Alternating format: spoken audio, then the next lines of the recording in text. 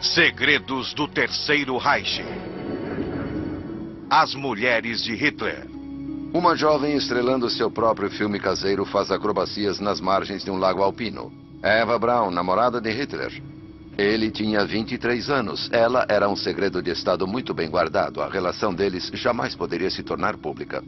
As mulheres alemãs adoravam Hitler. Elas projetavam todas as suas fantasias nele. Mas isso não teria funcionado tão bem se Hitler fosse conhecido por ter uma namorada, uma amante ou esposa e família. Era muito importante para a máquina de propaganda de Goebbels que Hitler continuasse celibatário. Os filmes caseiros de Eva Braun mostravam um Hitler bem diferente daquele retratado na propaganda. O líder solitário e celibatário. Acho que fazia parte da imagem dele, uma imagem bem calculada. Era a ideia de que ele era casado com a Alemanha, que a Alemanha estava em sua alma e não poderia haver nenhuma distração.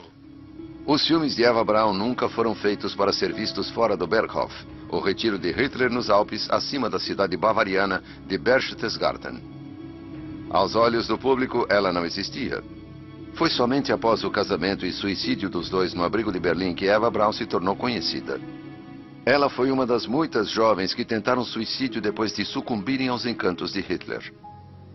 Maria Reiter tinha 16 anos. Seu cunhado a salvou por pouco do suicídio quando Hitler a desprezou. Geli Raubal era sobrinha de Hitler. Tinha apenas 23 anos quando se matou no apartamento dele.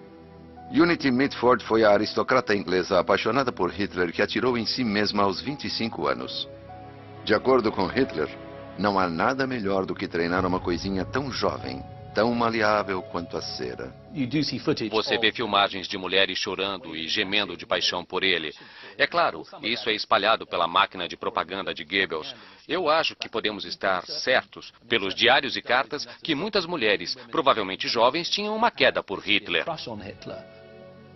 Não eram apenas jovens e maleáveis, mas também mulheres maduras da alta sociedade, como Winifred Wagner, que ficou fascinada por seu charme e poder político. A rica industrial divorciada Magda Goebbels também foi atraída para Hitler. Ela teve de se contentar com o ministro de propaganda dele, Joseph Goebbels.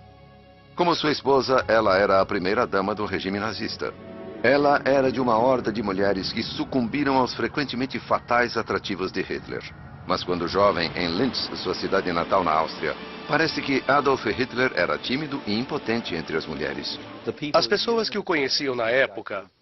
Havia um homem chamado August Kubitschek, que escreveu suas memórias e descreve Hitler como um tipo muito acanhado na companhia das garotas. Ele não tinha nenhuma namorada no começo da vida, não há menção alguma a nenhuma garota. Até conhecer Stephanie, a filha de um funcionário do alto escalão do governo que ele não se atreveu a abordar. Hitler fantasiava com esse tipo de mulher. Ela era loura, era alta, era inatingível. Ele a viu do outro lado do parque. Aparentemente escreveu poemas para ela. Ele também escreveu uma carta de amor, mas nunca a assinou. Stephanie despertou a atenção de muitos admiradores, mas Hitler só podia observar enquanto ela passeava pela rua principal com a mãe. Ele guardou sua admiração para si mesmo, até bem mais tarde, quando a filha do funcionário recebeu uma carta misteriosa. Eu recebi uma carta anônima, onde ele me contava que estava para entrar para a Academia de Artes de Viena, mas que voltaria depois a Linz para se casar comigo. Hitler não conseguiu entrar para a Academia de Artes de Viena. Stephanie se casou com outra pessoa. Um infame curso da história retomou seu caminho fatal. Em agosto de 1914, uma espécie de euforia de guerra envolveu uma geração de jovens alemães e um voluntário austríaco de 25 anos, Adolf Hitler. Ele entrou para a reserva do regimento de infantaria e foi mandado para a frente ocidental. Sua unidade sofreu baixas devastadoras. Como mensageiro, o cabo Hitler foi poupado dos horrores do combate nas trincheiras, mas foi condecorado com a Cruz de Ferro por bravura, algo que ele exibiria mais tarde em seu casaco de ditador. Os diários de seu regimento ainda existem nos arquivos estaduais da Bavária. Eles dizem que Hitler foi lotado na pequena cidade de Fournes, no norte da França, na primavera de 1916. Décadas mais tarde, uma mulher francesa alegou tê-lo conhecido naquela mesma cidade.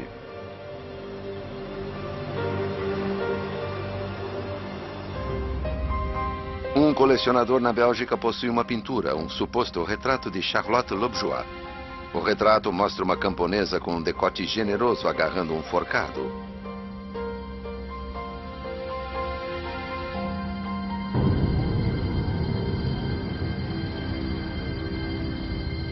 Está assinado Adolf Hitler, 1916.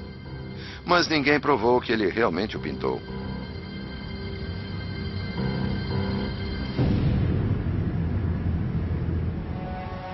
Charlotte engravidou em junho de 1917 na cidade de Montigny.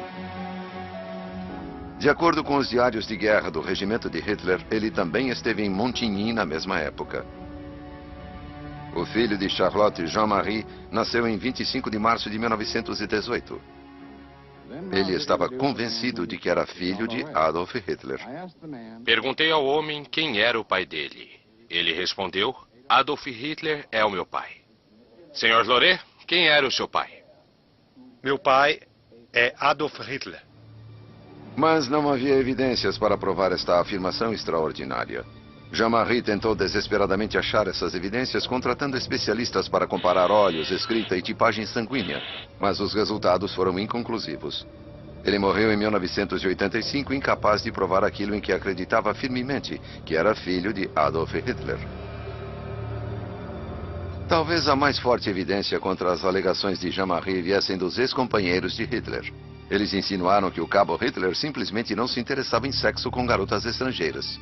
Todos os seus companheiros dizem que ele era um homem muito sério e chato. Ele só tinha 26 anos, mas era chamado de tio Adolf.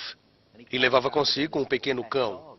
E eles diziam coisas para ele como, vamos a um bordel? E ele respondia, não, não sujem o seu sangue. E ficava insistindo nisso. E era bastante contrário à ideia. Sem uma amostra de DNA definitiva do túmulo de Jean-Marie, o mistério do suposto descendente de Hitler continua sem solução. Após servir na Primeira Guerra Mundial, Hitler ressurgiu para lutar outra batalha. Ele prometeu restaurar o orgulho e a prosperidade em meio ao turbilhão econômico e social que se seguiu à humilhante derrota alemã. Seus discursos ferozes, cheios de retórica nacionalista e antissemita, comoveram muitos alemães.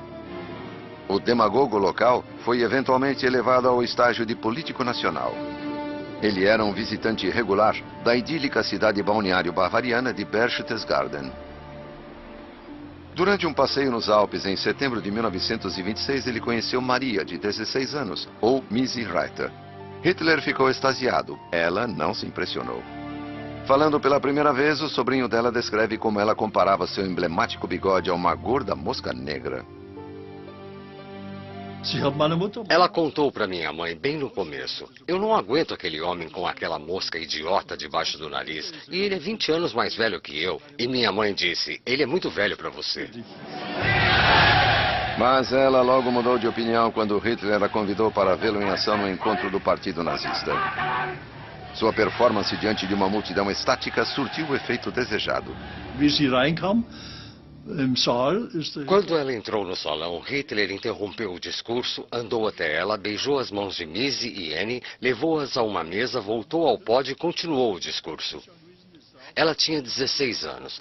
Nenhuma garota de 16 anos é admirada tão publicamente, na frente de todas aquelas pessoas, pelo homem parado de pé ali, e isso provavelmente a impressionou.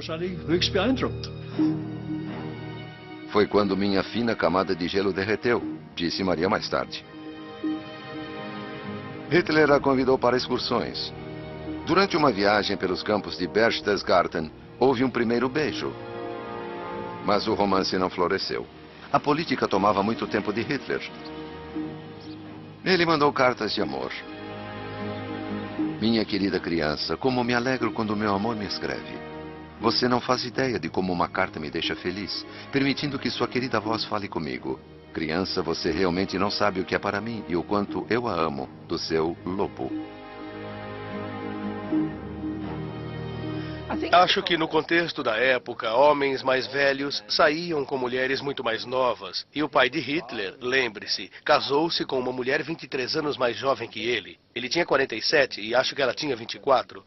Então, não era incomum na família de Hitler ir atrás de alguém mais jovem. Lembre-se que Reiter tinha 16 anos. Eva Braun tinha apenas 17 quando ele a conheceu. Então, na verdade, Hitler parecia gostar de mulheres muito novas, de aparência infantil.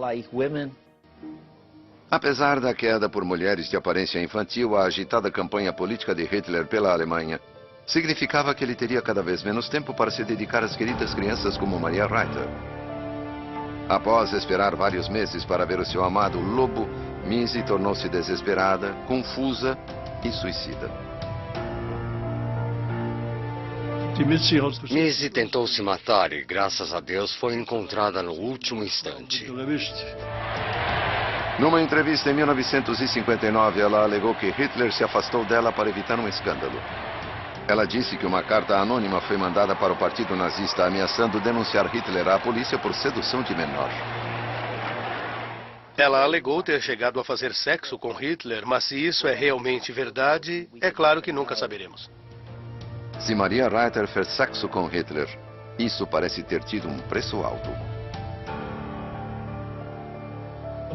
Minha mãe ficou horrorizada quando descobriu que Missy, que sempre quis ter filhos, se esterilizara sob orientação de Hitler, porque Hitler não queria ter nenhum descendente. E ela queria ficar com Hitler a qualquer preço. Então, ela fez isso e não podia ter filhos. Ela provavelmente esperava que Hitler se casasse com ela no final. Mas o casamento estava fora de questão para o aspirante a Führer. Minha noiva é a Alemanha, ele declarou.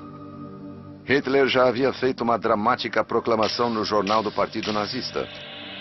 Ele dizia: estou tão casado com a política que não posso considerar também ficar noivo. Adolf Hitler, 1925. Apesar de tal propaganda e dos esforços para bancar o solteiro chegado a crianças, Hitler também atraiu mulheres mais velhas e respeitáveis da alta sociedade bavariana. Hitler também atraiu o interesse de algumas das grandes damas do Terceiro Reich. Essas mulheres eram atraídas para Hitler porque ele era carismático, porque ele parecia se interessar de coração pelo povo alemão. Essas mulheres eram mesmo nacionalistas convictas. Winifred Wagner era uma nacionalista alemã nascida na Inglaterra. Era casada com o filho de Richard Wagner, Siegfried. Após a morte dele, Hitler lhe propôs casamento. Um movimento calculado que lhe traria prestígio e talvez satisfizesse uma obsessão pessoal. Ele adorava Wagner, a música de Richard Wagner. Todo mundo sabe que quando ele estava em Viena, ele ia à ópera quase todas as noites. Na verdade, ele gastou toda uma herança indo à ópera. Então, obviamente, quando Winifred Wagner entrou para o seu círculo, houve um pouco de adoração de fã por trás disso. De certo modo, houve. Se ele pudesse ligar Hitler a Wagner, pense no que essa ideia seria para a Alemanha. Ele a pediu em casamento 2 vezes, entre 1930 e 1933. E nas 2 vezes, ela respondeu que só faria aquilo se ele estivesse numa posição oficial. Uma vez que Hitler alcançou a posição oficial de chanceler, não precisava se casar por prestígio. Na única entrevista que concedeu diante das câmeras, Winifred Wagner descreveu o charme dele. Eu tenho que admitir que ele causou imediatamente uma profunda e poderosa impressão em mim. Principalmente seus olhos. Eram incrivelmente atraentes. Totalmente azuis, muito grandes e expressivos. Não eram só os grandes olhos azuis expressivos que atraíam partidárias como Winifred Wagner. No caso de Winifred Wagner, eles odiavam os judeus. O antissemitismo de Hitler, seu nacionalismo alemão, seu antibolcheviquismo eram atraentes para eles. Atraíam as suas ideias. Então não era só uma questão de carisma ou encanto pessoal. Eram mulheres inteligentes e políticas, mulheres que haviam operado no mundo político da elite nazista. Foi esta elite nazista que fez peregrinações simbólicas ao túmulo de Wagner e ao salão de festas em sua tradicional residência bavariana de Bayreuth. Um lugar que veio a representar os ideais nazistas da superioridade da cultura germânica e de uma raça dominante alemã. Elsa Bruckmann, uma aristocrata de Munique e esposa de um editor, também apoiou Hitler, apresentando-o a influentes industriais e banqueiros. Ela e outras respeitáveis mulheres não davam apenas dinheiro para Hitler, mas talvez algo mais valioso que o dinheiro não podia comprar: respeitabilidade.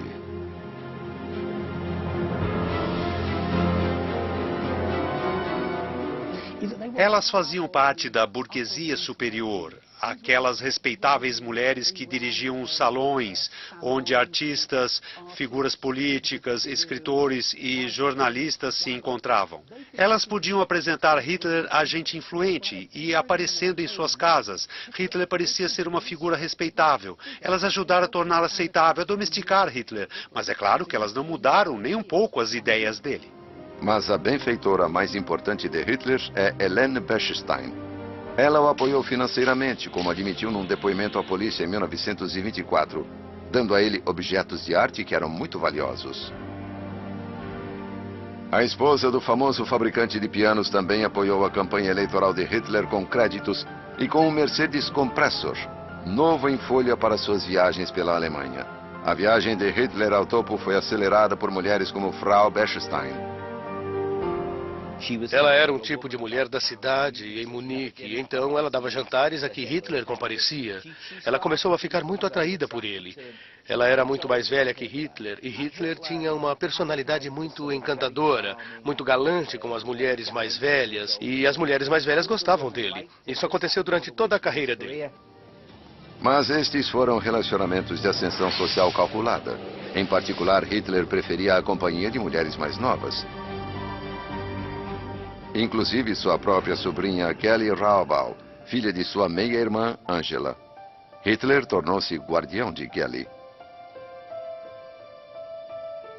Ela era muito jovem, era impressionável. Tinha perdido o pai quando jovem e viu Hitler, que era seu meio-tio, de muitas formas como uma figura paterna.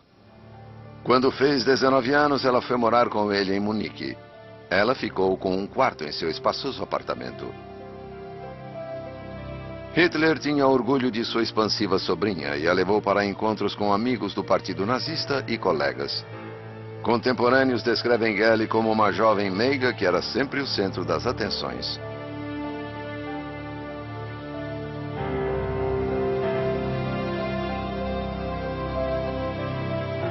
Ela era expansiva, era alegre, não era exatamente atraente, não se encaixava no modelo ariano, o modelo da loura, mas ele parecia gostar muito dela. Mas a alegre sobrinha do tio Adolf tinha outros admiradores. O motorista de Hitler e companheiro de longa data no partido nazista, Emile Maurice. Em janeiro de 1928, ela lhe mandou um cartão de aniversário assinando "Muitos beijos, sua Kelly". Ele nomeou seu motorista, Emile Maurice, como acompanhante dela e ficou horrorizado quando achou que eles estavam tendo um caso amoroso e o demitiu por causa disso. Então, dá para ver como ele era possessivo com Kelly, até em relação à vida privada dela. Os planos de casamento entre Kelly e o motorista de Hitler foram frustrados. Talvez o tio Adolf estivesse com ciúme do romance dela. Talvez ele fosse mais do que um tio para sua alegre sobrinha. A exata natureza da relação permanece um mistério. Certamente a relação era muito próxima, muito intensa, muito mais intensa que a relação entre um tio e sua sobrinha. A despeito do possível ciúme de Hitler, a relação entre sua sobrinha e Emile Maurice estava condenada. Anos mais tarde, veio à tona que o veterano do partido nazista, o homem que entrou para a elite de guarda-costas da SS desde o início, tinha um segredo de família. Hitler sacou um arquivo que detalhava a vida de Emile Maurice e seu passado familiar. Ele concluía que Emile Maurice tinha ancestrais judeus. O colega de partido de Hitler tinha origens judaicas.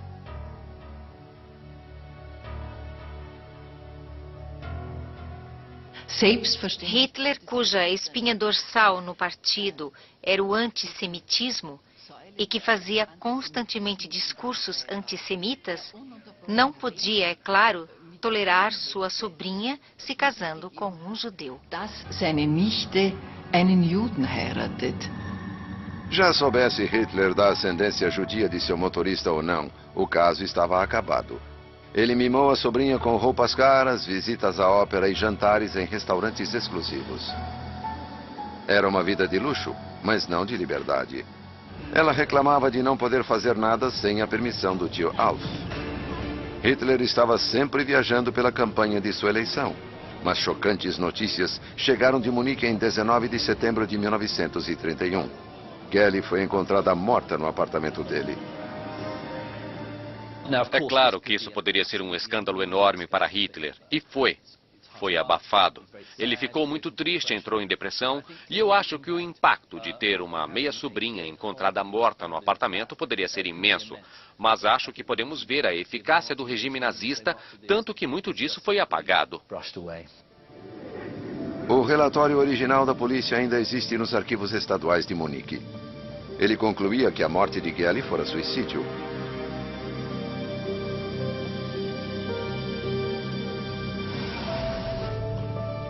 Que ela pegara a arma de Hitler em uma gaveta por volta das 3 da tarde. O relatório diz que um membro da equipe viu Kelly entrar em seu quarto e trancar a porta.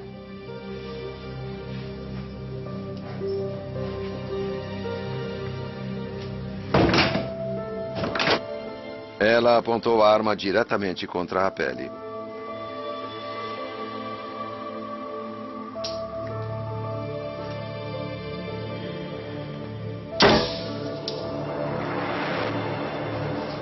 A bala errou o coração, atingiu o pulmão e a matou. Seu corpo ficou 17 horas sem ser descoberto, até o dia seguinte, quando a arrumadeira Annie Winter bateu na porta de Kelly e deu o alarme. Ainda há muita especulação sobre o aparente suicídio. Teria Hitler alguma participação na morte dela?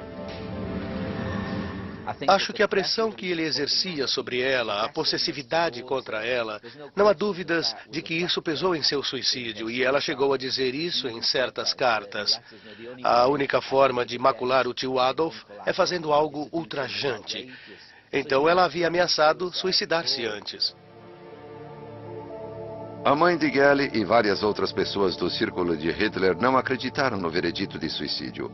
Poderia ter sido um acidente? O relatório original da polícia foi objeto de uma análise especial do investigador de polícia de Munique, Thomas Halthaus.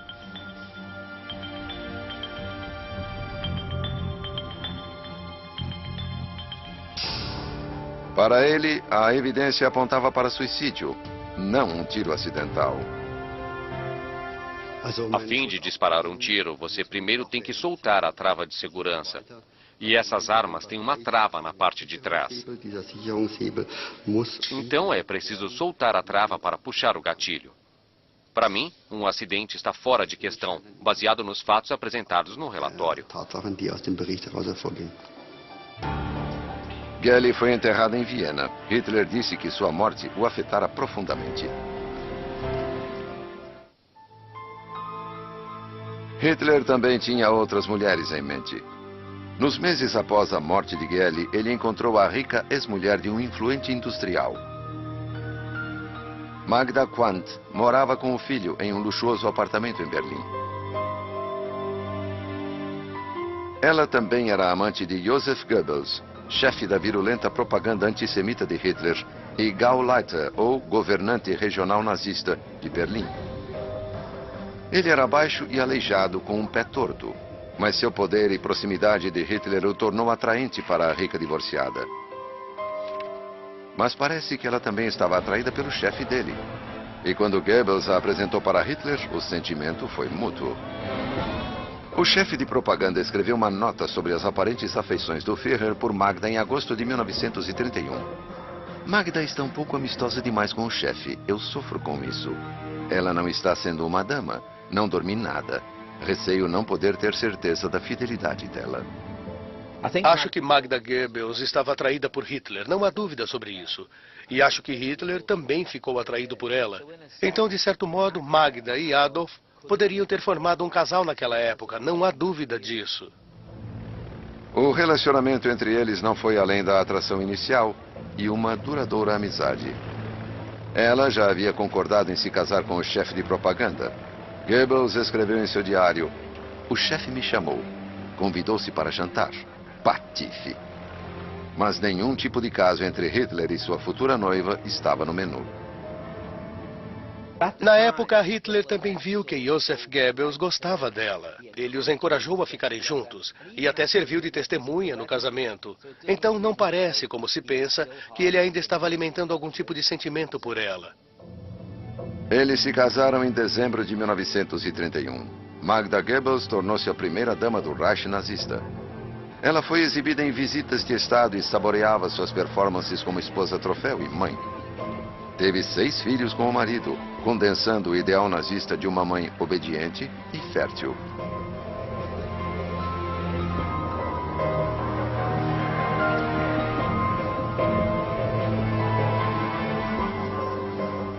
Acho que Magda Goebbels era alguém que Hitler realmente admirava.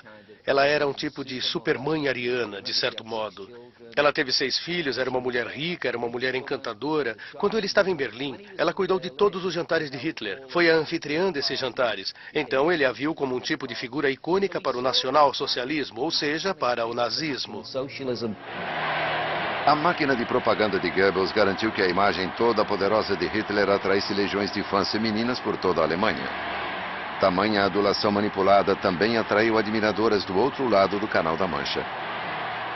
Havia um grupo na Inglaterra na década de 30, no meio da aristocracia, que era encantado com Hitler. E eles conversavam sobre o grande líder que Hitler era, como ele colocara os trens para circular no horário, e não é que aqueles campos de concentração foram bons para colocar aquela gente preguiçosa para trabalhar? E por aí vai. Havia uma grande admiração por Hitler entre as classes superiores. Uma das mais infames partidárias britânicas das classes superiores foi Unity Mitford, uma parente distante de Winston Churchill. Ela e a irmã eram socialites inglesas idolatradas. Seu pai, David Freeman Mitford, herdara o título de Lord Ridsdale. Criados em uma propriedade rural inglesa, os Mitfords interagiram com escritores influentes, poetas e políticos. Unity e sua irmã Diana eram fascistas devotas. A irmã mais velha dela, Diana, tinha se apaixonado por Oswald Mosley, o Führer fascista inglês. E ela era muitos anos mais nova que Diana, muito impressionada e queria mostrar para a irmã que poderia conseguir um Führer muito maior e melhor. Unity Mitford tornou-se um tipo de perseguidora e seguiu Hitler por toda Munique em 1934. Ela descobriu um pequeno restaurante onde ele costumava almoçar, chamado Osteria Bavária. E ela costumava ir lá todos os dias, esperando que ele fosse. Seu plano deu certo e ela logo conheceu seu amado Führer em pessoa. Um dia, ele mandou o dono do restaurante dizer: "Gostaria de vir para a nossa mesa tomar um café?" É claro que ela ficou radiante e daquele momento em diante eles se tornaram grandes amigos. Ele a chamou de perfeito exemplo de feminilidade ariana. Ela também era antissemita, fortemente antissemita, e saiu com Julius Streicher. Ele era editor de um jornal violentamente antissemita chamado Der Stürmer. E ela até gostou dele. Então, ela tinha muitas coisas em comum com Hitler, todas elas malignas e odiosas de certo modo. E o papel dela na história britânica é realmente muito vergonhoso. Unity Mitford tornou-se um tipo de tiete do Partido Nazista. Era convidada para eventos oficiais e até possuía seu próprio distintivo do partido, presenteado a ela por Hitler. Eles se encontraram centenas de vezes ao longo dos anos seguintes. Hitler parecia achar que Unity representava mais do que ela pensava, que isso era uma coisa que poderia levar os círculos ingleses à simpatia e à compreensão. O que, é claro, era completamente falso. Mas eu acho que ele também achou que ela parecia muito ariana, que ela tinha a aparência que as garotas deveriam ter: grande, alta, forte e loura.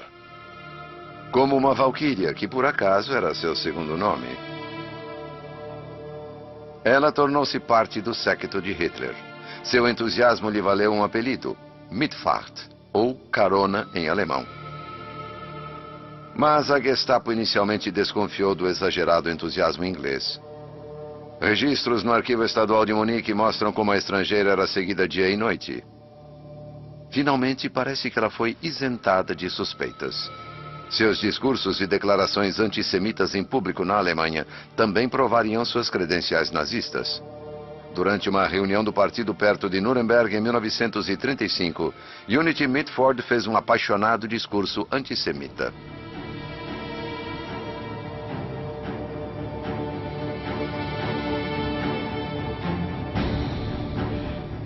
Ela achava que o nazismo era a resposta para tudo. Ela representava, eu acho, um monte de gente que achava que Hitler estava abrindo as possibilidades de um mundo nazista melhor. Haveria vítimas, é claro, mas deveria ser apenas pessoas pobres, miseráveis, judeus e gente infeliz que merecia ser vítima, e o mundo estaria limpo e melhor com o resultado disso. O tabloide nazista Der Stürmer publicou uma carta aberta de Unity. A população inglesa, em geral, não faz ideia do perigo judeu. Nossos piores judeus atuam apenas nos bastidores. Nós esperamos ansiosamente o dia em que poderemos dizer com força e autoridade: Inglaterra para os ingleses, fora judeus. Ela logo colocou suas palavras em prática de forma cruel. Hitler viu que Unity poderia escolher entre uma variedade de propriedades confiscadas dos judeus forçados a deixar suas casas. Agnestrasse 26 chamou sua atenção. Ela se mudou enquanto os proprietários judeus eram despejados. O casal judeu que morava lá ainda estava no apartamento. Na verdade, Unity foi dizendo: vou ficar com essas cortinas, vou colocar o sofá aqui, isso é muito feio, vamos ter que trocar tudo isso, temos que modernizar isso aqui, e por aí vai. E os donos judeus estavam parados na frente dela, chorando, porque sabiam que para eles era o fim. No verão de 1939, Unity soube que a guerra era iminente. Hitler invadiu a Polônia em 1º de setembro. 2 dias depois, a Grã-Bretanha declarou guerra à Alemanha.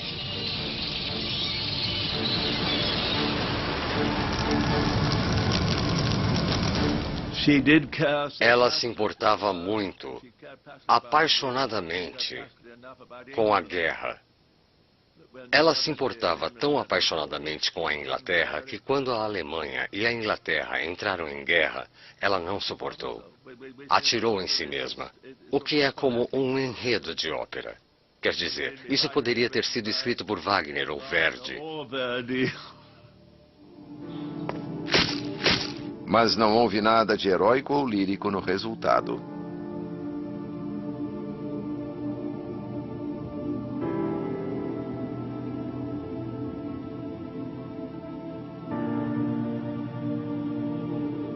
Bom, ela atirou na própria cabeça. Isso não é teatral. Parece que foi sério. Mas ela não chegou a se matar. Ela foi levada para a Suíça por conta de Hitler e repatriada para a Inglaterra, onde ficou no hospital e viveu os 7 ou 8 anos seguintes de sua vida em condições particularmente deploráveis.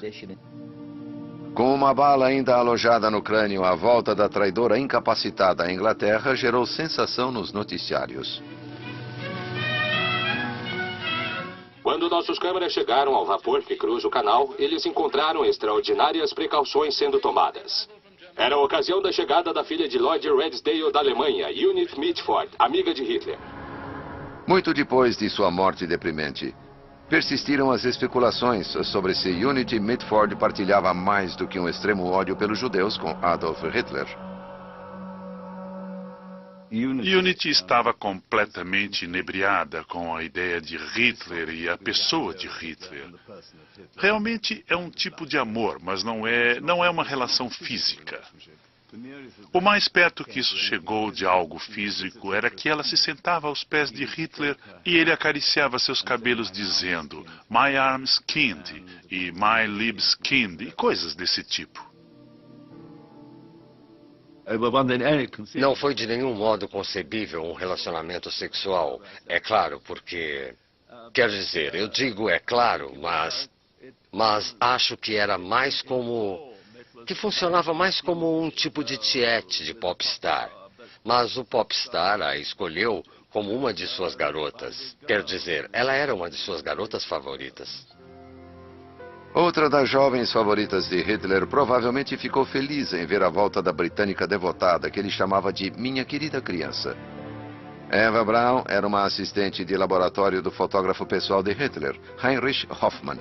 Um relacionamento secreto se desenvolveu, e apenas meses após a morte de Geli Raubal, no verão de 1931, Eva tornou-se namorada de Hitler, ela com 20 anos, ele com 43. O fato dessas mulheres serem sempre muito jovens e de serem sempre muito dependentes da relação com ele sugere que ele não tinha apenas sede de poder político, mas que também buscava tal poder nas suas relações com as mulheres. Como Geli Raubal e Unity Mitford, Eva Braun também cairia nos encantos mortais de Hitler.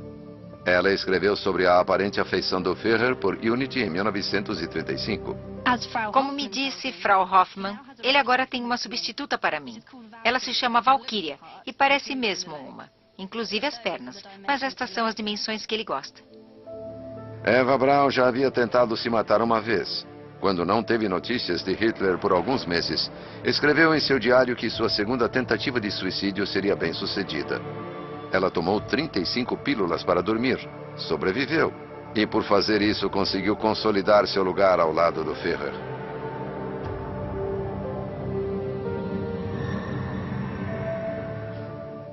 Eva Braun não era simplesmente uma loura burra. Eva Braun era, na verdade, uma jovem muito perspicaz e, o mais importante, ela se encaixava no papel de mulher ariana perfeita.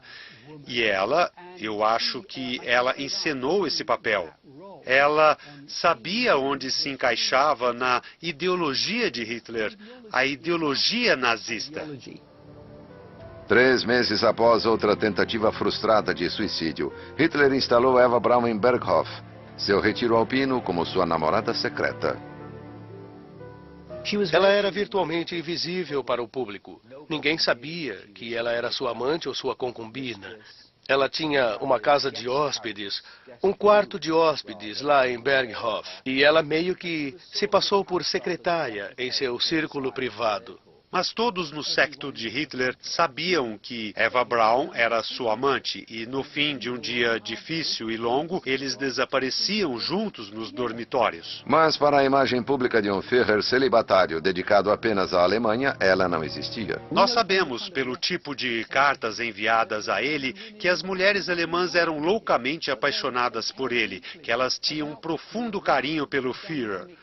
Agora, essa dinâmica poderia não ter funcionado se Hitler fosse conhecido por ter amantes, ou mesmo uma esposa.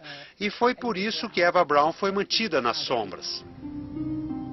Das sombras, ela compilou inconscientemente um arquivo extraordinário. Os únicos registros visuais detalhados da vida doméstica e profissional de Hitler em Berghof.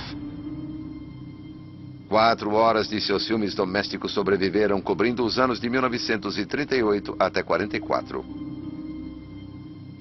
Ela era vista, na época, em 1938, como a musa de Hitler, sua namorada. Então, realmente, ele a deixava fazer coisas assim. Ela mantinha um diário, ela mantinha filmes, mas, é claro, apenas para uso privado. Nada disso foi feito para a posteridade pública. Então, aquelas foram filmagens estritamente privadas que ele permitiu que ela fizesse. Ele a tratava principalmente como um tipo de filha visitante que estava em sua casa, que podia circular, tirando fotos, se divertindo, etc. Em agosto de 1939, Eva Braun parece ter capturado inconscientemente um momento crítico da história mundial. Hitler parece tenso. Por forjar um pacto de não agressão com a União Soviética, ele pensou ter carta branca para invadir a Polônia. Neste momento, parece que uma mensagem mergulhou seus planos de guerra na incerteza. Mas o filme é mudo. O que Hitler estava dizendo? Uma experiente equipe de leitores labiais conseguiu decifrar o que o ditador nazista estava dizendo.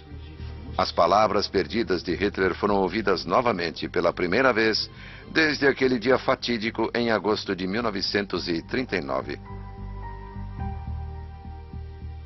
Eu já sei disso. e não me importo. Você provavelmente já sabe do telegrama. Eu gostaria de destruí-lo. Você chamou os cavalheiros? Este telegrama tem consequências para nós e com certeza levará a uma catástrofe.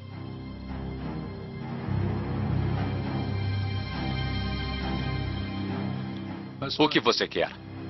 A nova tradução sugere que Hitler estava reagindo a um telegrama do governo britânico. Talvez aquele em que o primeiro-ministro Neville Chamberlain reiterou seu apoio à Polônia. Isso significaria que Hitler não poderia simplesmente marchar sem resistência. Esta poderia ser a catástrofe a que se referia o ditador nazista. Ele nunca acreditou que Chamberlain sustentaria sua garantia à Polônia. Então, quando ele soube que Chamberlain estava indo cumprir sua garantia, ele ficou chocado porque isso agora significava guerra.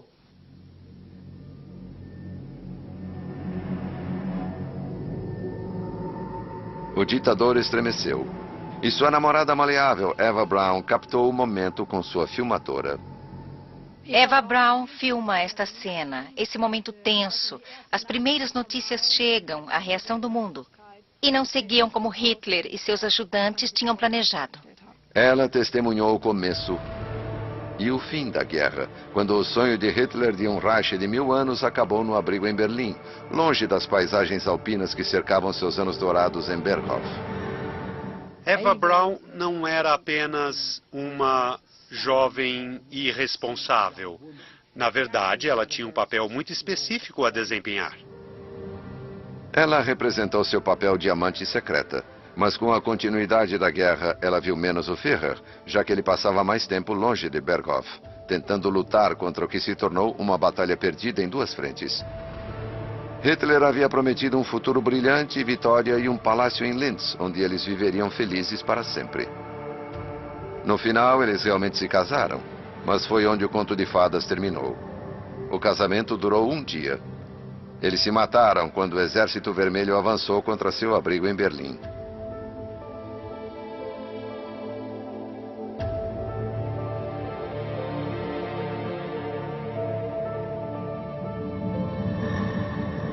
E Eva Braun não seria a última das mulheres de Hitler a cometer suicídio. Magda Goebbels e seu marido Josef escolheram seguir seu Führer na vida e na morte. Acho que ela estava determinada a ficar com Hitler no abrigo até o amargo final. E ela mandou uma carta para um de seus parentes bem no fim dizendo: não posso viver numa Alemanha que não é governada por Adolf Hitler. E, portanto, se o Führer morre, eu morrerei com ele, assim como meus filhos. Magda e Josef envenenaram seus 6 filhos antes de se matarem, um dia depois de Hitler cometer suicídio.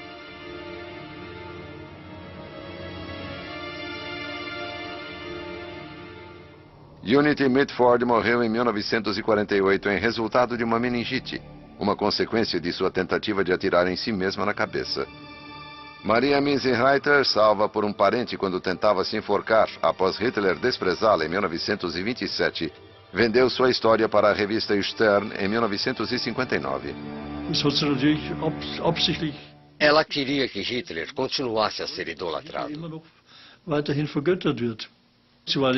Ela era totalmente devota ao nacionalsocialismo. E não mudou até o dia de sua morte. Winifred Wagner, viúva do filho do compositor, continuou uma nacional-socialista fanática muito tempo depois da guerra, e a extensão dos horrores das atrocidades nazistas virem à tona.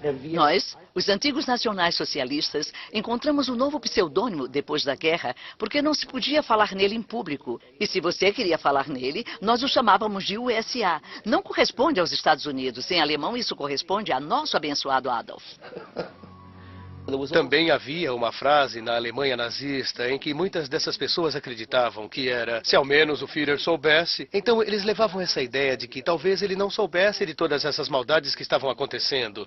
Nós vemos pessoas que negam o Holocausto até hoje, que ainda difundem esse tipo de mito. Iludidas ou obstinadas discípulas nazistas, as mulheres de Hitler adoraram seu Führer em vão. Como seu grande terceiro Reich alemão, seu amor estava condenado ao fracasso.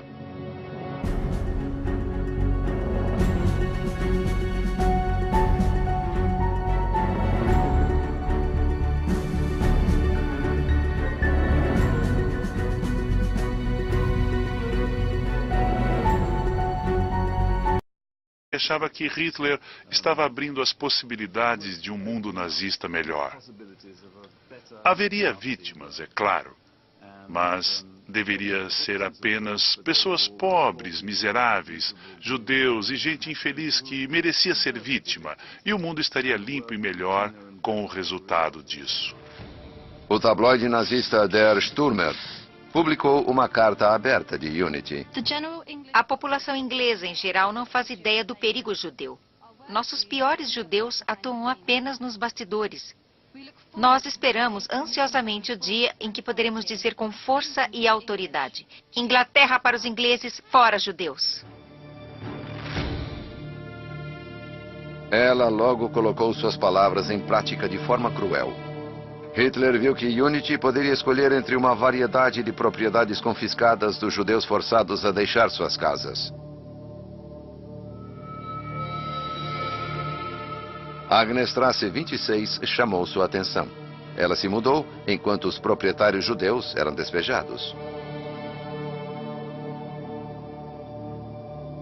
O casal judeu que morava lá ainda estava no apartamento. Na verdade, Unity foi dizendo: vou ficar com essas cortinas, vou colocar o sofá aqui, isso é muito feio, vamos ter que trocar tudo isso, temos que modernizar isso aqui, e por aí vai. E os donos judeus estavam parados na frente dela, chorando, porque sabiam que para eles era o fim. No verão de 1939, Unity soube que a guerra era iminente. Hitler invadiu a Polônia em 1º de setembro. 2 dias depois, a Grã-Bretanha declarou guerra à Alemanha.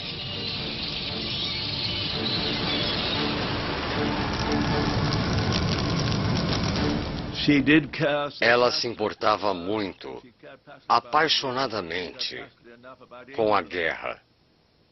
Ela se importava tão apaixonadamente com a Inglaterra que quando a Alemanha e a Inglaterra entraram em guerra, ela não suportou. Atirou em si mesma, o que é como um enredo de ópera. Quer dizer, isso poderia ter sido escrito por Wagner ou Verdi. Mas não houve nada de heróico ou lírico no resultado.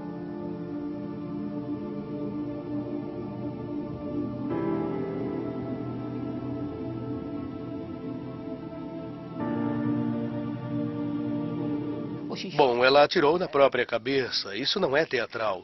Parece que foi sério. Mas ela não chegou a se matar.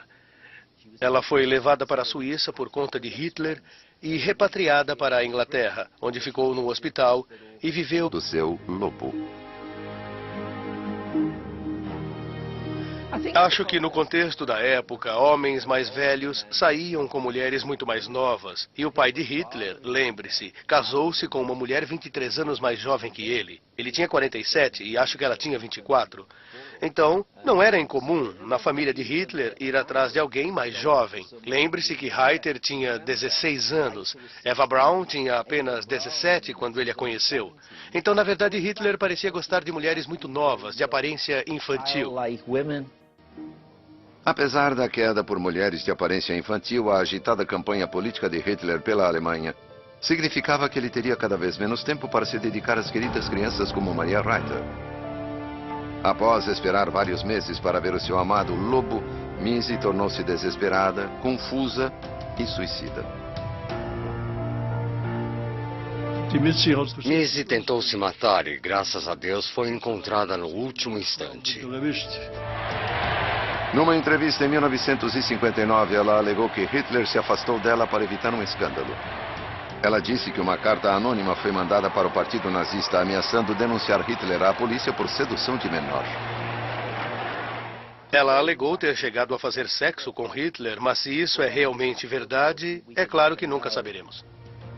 Se Maria Reiter fez sexo com Hitler, isso parece ter tido um preço alto.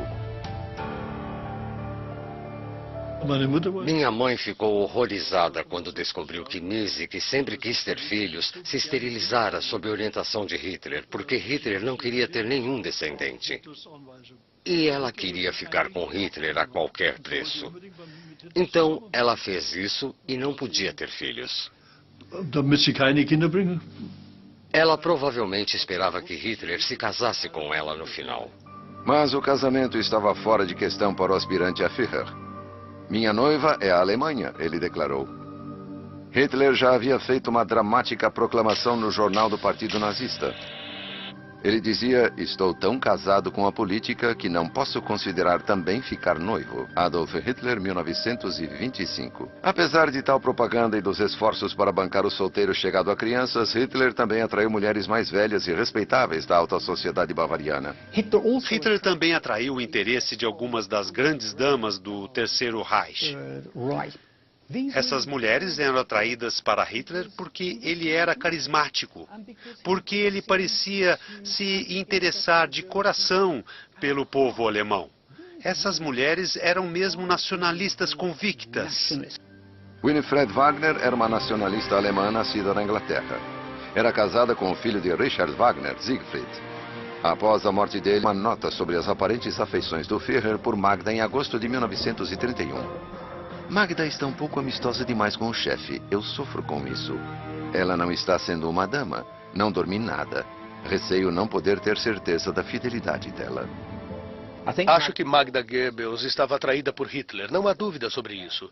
E acho que Hitler também ficou atraído por ela. Então, de certo modo, Magda e Adolf poderiam ter formado um casal naquela época, não há dúvida disso. O relacionamento entre eles não foi além da atração inicial e uma duradoura amizade. Ela já havia concordado em se casar com o chefe de propaganda. Goebbels escreveu em seu diário, o chefe me chamou, convidou-se para jantar. Patife. Mas nenhum tipo de caso entre Hitler e sua futura noiva estava no menu. Na época, Hitler também viu que Joseph Goebbels gostava dela. Ele os encorajou a ficarem juntos e até serviu de testemunha no casamento. Então não parece, como se pensa, que ele ainda estava alimentando algum tipo de sentimento por ela. Eles se casaram em dezembro de 1931. Magda Goebbels tornou-se a primeira dama do Reich nazista. Ela foi exibida em visitas de Estado e saboreava suas performances como esposa troféu e mãe. Teve 6 filhos com o marido, condensando o ideal nazista de uma mãe obediente e fértil.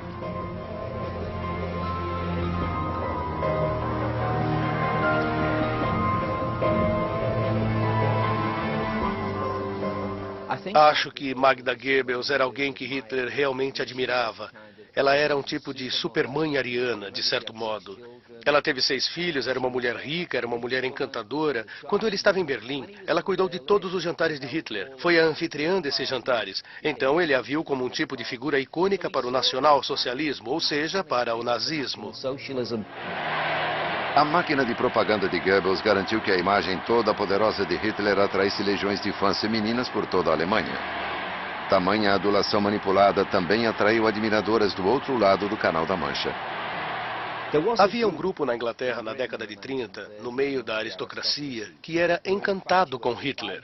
E eles conversavam sobre o grande líder que Hitler era, como ele colocara os trens para circular no horário, e não é que aqueles campos de concentração foram bons para colocar aquela gente preguiçosa para trabalhar? E por aí vai. Havia uma grande admiração por Hitler entre as classes superiores. Uma das mais infames partidárias britânicas das classes superiores foi Unity Mitford, uma parente distante de Winston Churchill. Ela e a irmã eram socialites inglesas idolatradas. Seu pai, David Freeman Mitford, herdara o título de Lord Redesdale. Criados em uma propriedade rural inglesa, os Mitfords interagiram com escritores influentes, poetas e políticos. Ela era muito jovem, era impressionável. Tinha perdido o pai quando jovem e viu Hitler, que era seu meio-tio, de muitas formas como uma figura paterna. Quando fez 19 anos, ela foi morar com ele em Munique. Ela ficou com um quarto em seu espaçoso apartamento. Hitler tinha orgulho de sua expansiva sobrinha e a levou para encontros com amigos do Partido Nazista e colegas. Contemporâneos descrevem Gelle como uma jovem meiga que era sempre o centro das atenções.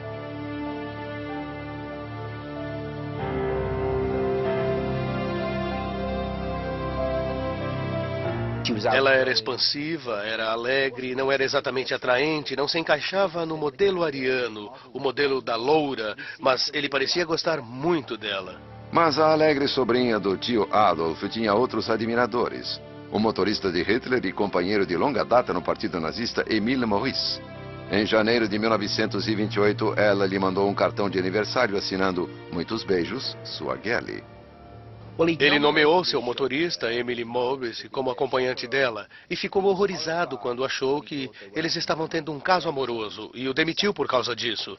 Então, dá para ver como ele era possessivo com Gellie, até em relação à vida privada dela. Os planos de casamento entre Gellie e o motorista de Hitler foram frustrados. Talvez o tio Adolf estivesse com ciúme do romance dela. Talvez ele fosse mais do que um tio para sua alegre sobrinha. A exata natureza da relação permanece um mistério. Certamente a relação era muito próxima, muito intensa, muito mais intensa que a relação entre um tio e sua sobrinha. A despeito do possível ciúme de Hitler, a relação entre sua sobrinha e Emile Maurice estava condenada. Anos mais tarde, veio à tona que o veterano do partido nazista, o homem que entrou para a elite de guarda-costas da SS desde o início, tinha um segredo de família. Hitler sacou um arquivo que detalhava a vida de Emile Maurice e seu passado familiar. Ele concluía que Emile Maurice tinha ancestrais judeus. O colega de partido de Hitler tinha origens judaicas.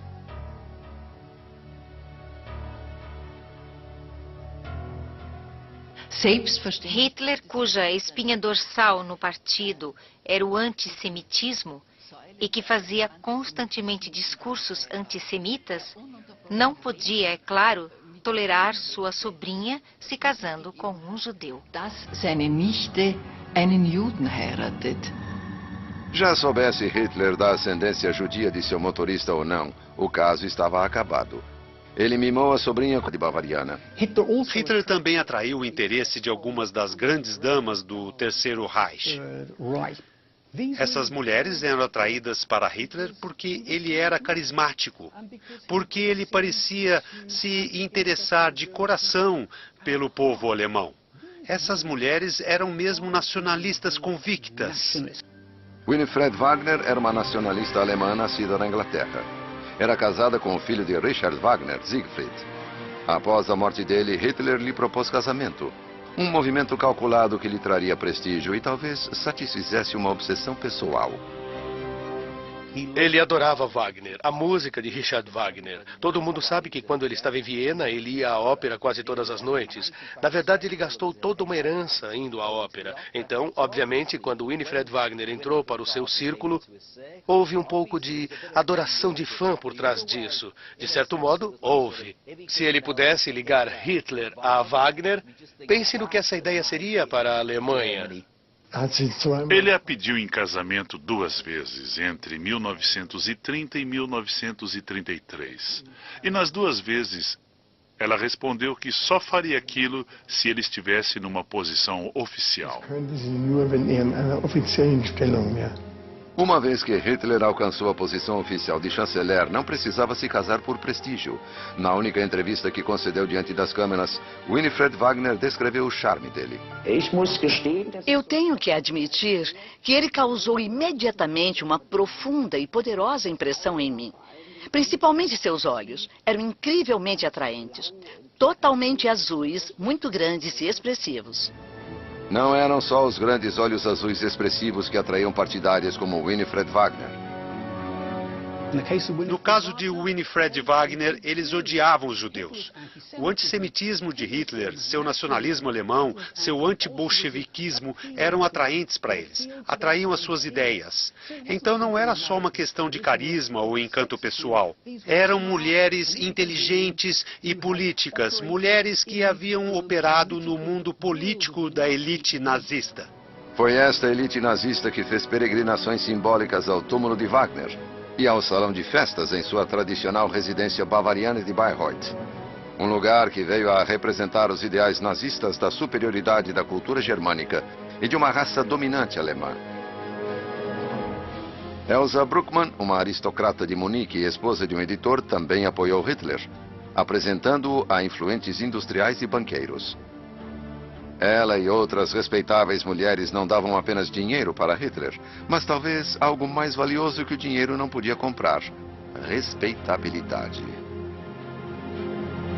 Millie Morris como acompanhante dela e ficou horrorizado quando achou que eles estavam tendo um caso amoroso e o demitiu por causa disso. Então, dá para ver como ele era possessivo com Gellie, até em relação à vida privada dela. Os planos de casamento entre Gellie e o motorista de Hitler foram frustrados. Talvez o tio Adolf estivesse com ciúme do romance dela. Talvez ele fosse mais do que um tio para sua alegre sobrinha. A exata natureza da relação permanece um mistério. Certamente a relação era muito próxima, muito intensa, muito mais intensa que a relação entre um tio e sua sobrinha. A despeito do possível ciúme de Hitler, a relação entre sua sobrinha e Emile Maurice estava condenada.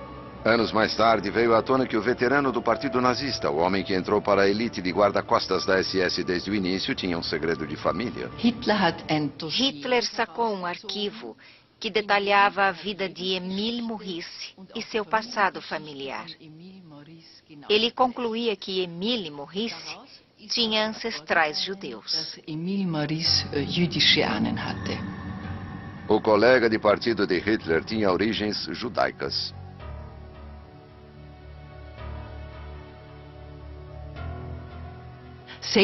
Hitler, cuja espinha dorsal no partido era o antissemitismo e que fazia constantemente discursos antissemitas, não podia, é claro, tolerar sua sobrinha se casando com um judeu. Já soubesse Hitler da ascendência judia de seu motorista ou não, o caso estava acabado. Ele mimou a sobrinha com roupas caras, visitas à ópera e jantares em restaurantes exclusivos. Era uma vida de luxo, mas não de liberdade. Ela reclamava de não poder fazer nada sem a permissão do tio Alf. Hitler estava sempre viajando pela campanha de sua eleição, mas chocantes notícias chegaram de Munique em 19 de setembro de 1931.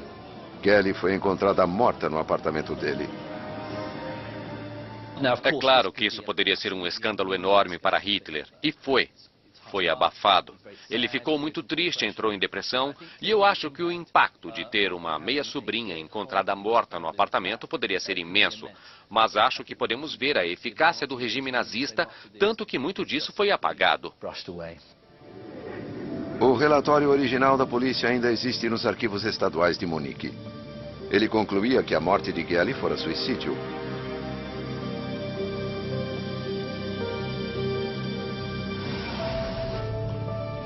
Que ela pegara a arma de Hitler em uma gaveta por volta das 3 da tarde.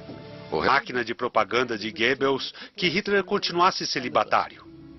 Os filmes caseiros de Eva Braun mostravam um Hitler bem diferente daquele retratado na propaganda. O líder solitário e celibatário.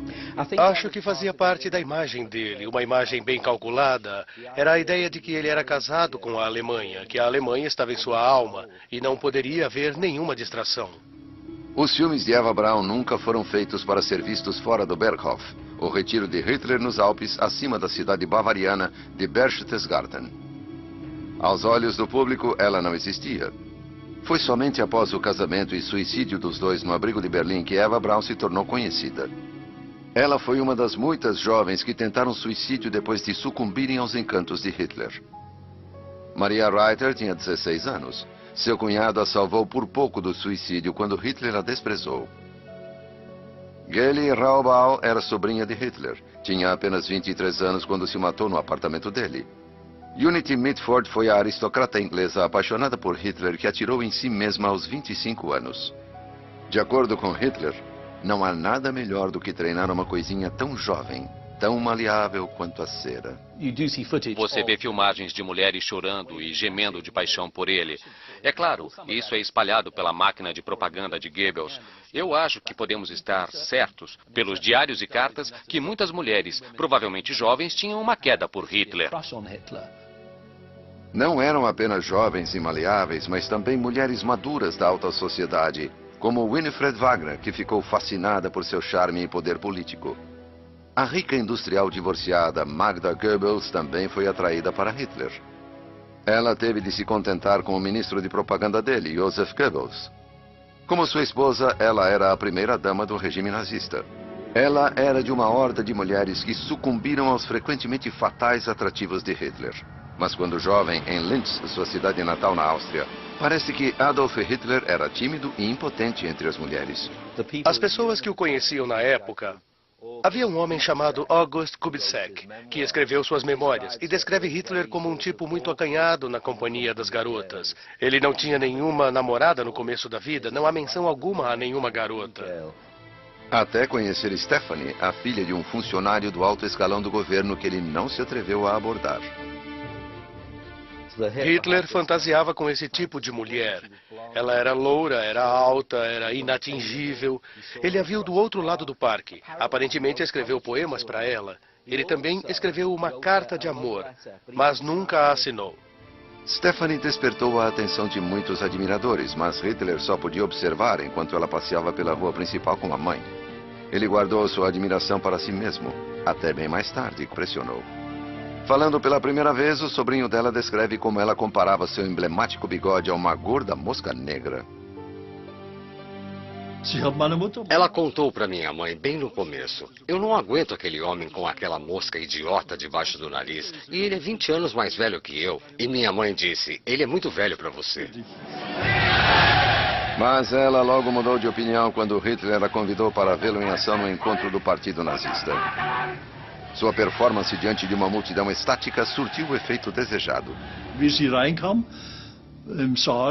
Quando ela entrou no salão, Hitler interrompeu o discurso, andou até ela, beijou as mãos de Missy e Annie, levou-as a uma mesa, voltou ao pódio e continuou o discurso. Ela tinha 16 anos. Nenhuma garota de 16 anos é admirada tão publicamente, na frente de todas aquelas pessoas, pelo homem parado de pé ali, e isso provavelmente a impressionou. Foi quando minha fina camada de gelo derreteu, disse Maria mais tarde. Hitler a convidou para excursões. Durante uma viagem pelos campos de Berchtesgaden, houve um primeiro beijo. Mas o romance não floresceu. A política tomava muito tempo de Hitler. Ele mandou cartas de amor. Minha querida criança, como me alegro quando meu amor me escreve.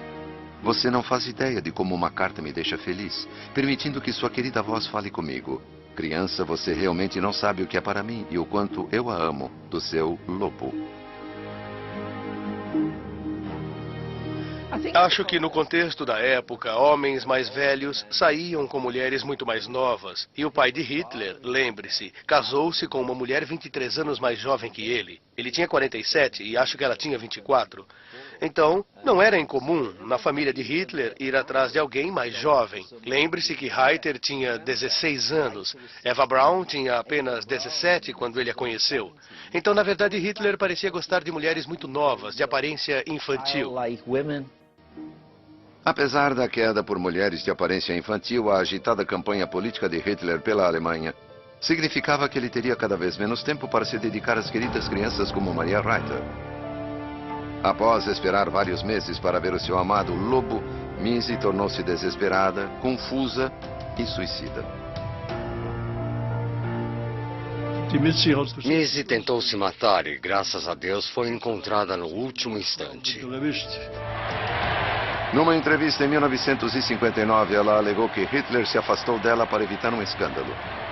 Ela disse que uma carta anônima foi mandada para o Partido Nazista ameaçando denunciar Hitler à polícia por sedução de menor.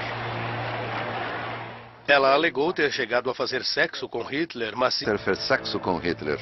Isso parece ter tido um preço alto. Minha mãe ficou horrorizada quando descobriu que Missy, que sempre quis ter filhos, se esterilizara sob orientação de Hitler, porque Hitler não queria ter nenhum descendente. E ela queria ficar com Hitler a qualquer preço. Então, ela fez isso e não podia ter filhos. Ela provavelmente esperava que Hitler se casasse com ela no final. Mas o casamento estava fora de questão para o aspirante a Führer. Minha noiva é a Alemanha, ele declarou. Hitler já havia feito uma dramática proclamação no jornal do Partido Nazista.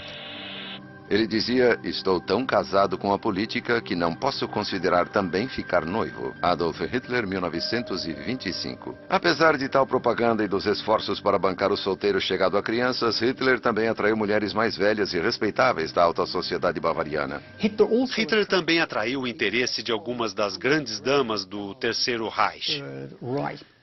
Essas mulheres eram atraídas para Hitler porque ele era carismático, porque ele parecia se interessar de coração pelo povo alemão.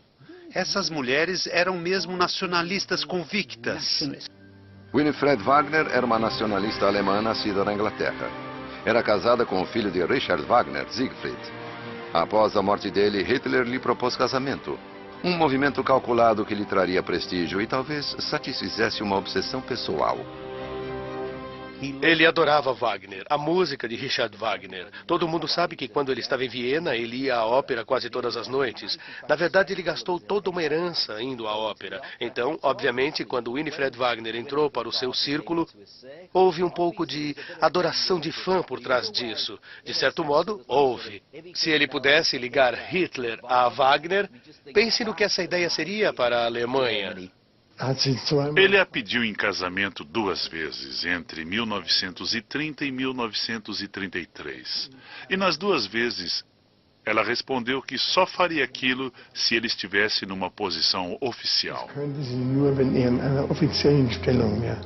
Uma vez que Hitler alcançou a posição oficial de chanceler, não precisava se casar por prestígio.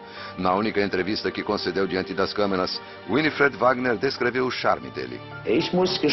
Eu tenho que admitir que ele causou imediatamente uma profunda e poderosa impressão em mim.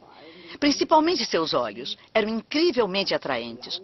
Totalmente azuis, muito grandes e expressivos. Não eram só os grandes olhos azuis expressivos que atraíam partidárias como Winifred Wagner. No caso de Winifred Wagner, eles odiavam. A bala errou o coração, atingiu o pulmão e a matou. Seu corpo ficou 17 horas sem ser descoberto, até o dia seguinte, quando a arrumadeira Annie Winter bateu na porta de Geli e deu o alarme. Ainda há muita especulação sobre o aparente suicídio. Teria Hitler alguma participação na morte dela? Acho que a pressão que ele exercia sobre ela, a possessividade contra ela, não há dúvidas de que isso pesou em seu suicídio, e ela chegou a dizer isso em certas cartas. A única forma de macular o tio Adolf é fazendo algo ultrajante. Então ela havia ameaçado suicidar-se antes. A mãe de Geli e várias outras pessoas do círculo de Hitler não acreditaram no veredito de suicídio. Poderia ter sido um acidente? O relatório original da polícia foi objeto de uma análise especial do investigador de polícia de Munique, Thomas Halthaus.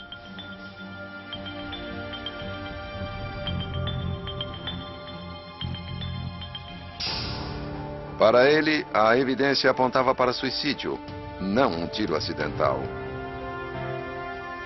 A fim de disparar um tiro, você primeiro tem que soltar a trava de segurança. E essas armas têm uma trava na parte de trás. Então é preciso soltar a trava para puxar o gatilho. Para mim, um acidente está fora de questão, baseado nos fatos apresentados no relatório. Geli foi enterrado em Viena. Hitler disse que sua morte o afetara profundamente. Hitler também tinha outras mulheres em mente. Nos meses após a morte de Geli, ele encontrou a rica ex-mulher de um influente industrial. Magda Quandt morava com o filho em um luxuoso apartamento em Berlim. Ela também era amante de Joseph Goebbels, chefe da virulenta propaganda antissemita de Hitler, e Gauleiter, ou governante regional nazista, de Berlim. Ele era baixo e aleijado, com um pé torto, mas seu poder e proximidade de Hitler o tornou atraente para a rica divorciada. Mas parece que ela também estava atraída pelo chefe dele. E quando Goebbels a apresentou para Hitler, o sentimento foi mútuo. O chefe de propaganda escreveu uma nota sobre as aparentes afeições do Führer por Magda em agosto de 1931. Magda está um pouco amistosa demais com o chefe. Eu sofro com isso. Ela não está sendo uma dama. Não dormi nada. Receio não poder ter certeza da fidelidade dela. Acho que Magda Goebbels estava atraída por Hitler, não há dúvida sobre isso. E acho que Hitler também ficou atraído